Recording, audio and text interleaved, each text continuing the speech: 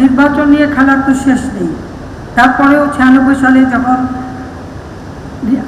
বিশেষ করে নির্বাচন হয়, আওয়ামী লীগ যখন সরকার গঠন করে, আওয়ামী লীগ ক্ষমতায় এসেই কিন্তু আমরা সরকারি যেগুলি আছে আমরা সমস্ত খাতগুলিকে বেসরকারি খাত উন্মুক্ত করে দিই। কারণ আমার লক্ষ্য ছিল কর্মসংস্থান সৃষ্টি করা। কর্মসংস্থান সৃষ্টি করতে হলে আমরা বেসরকারি খাত দিতেই হবে। আমি ব্যাপকভাবে ব্যাংক, বিমা, শিল্প কলকারখানা, বিমান, এমনকি হেলিকপ্টার সার্ভিস, হাসপাতাল, টেলিভিশন, রেডিও, মোবাইল ফোন, বিভিন্ন প্রায় প্রতিটি খাত বেসরকারি খাতে উন্মুক্ত করে দিই। কারণ বেসরকারি খাত যত বেশি গড়ে উঠবে, তত বেশি মানুষের কর্মসংস্থান হবে, এবং সেই পদক্ষেপটাই আমরা নিয়েছি। পাশাপাশি রপ্তানিমুখী পণ্য উৎপাদন করা, রপ্তানিকে বহুমুখীকরণ করা, সেদিক থেকেও আমাদের আরও অনেক কিছু করার আছে। আমি অর্থনীতিবিদদের কাছে এটাই চাইব, আরও আমাদের কি কি পণ্য আছে আমরা রপ্তানিমুখী করতে পারি।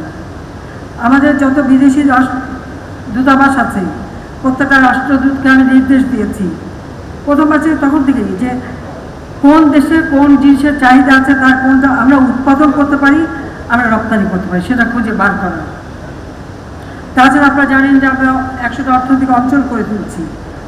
আমরা এখন জমিগুলি নিয়ে রাখছি, ধীরে ধীরে আমি চাচ্ছি দেশি বিদেশি বিনিয়োগ হবে, যত বিনিয়োগ আবার কর্মসংস্থান হবে। আর কৃষিকে যান্ত্রিকীকরণ, আমরা সেখানে ভর্তুকি দিয়ে যাচ্ছি। সেখানে হাওড় এলাকায় 70% ভর্তুকি দিই, আর সাধারণভাবে 50% হারভেস্টার, রিপেয়ার, সব কিছু তারা যখন কিনবে এগুলি যেন সেইভাবে হয়।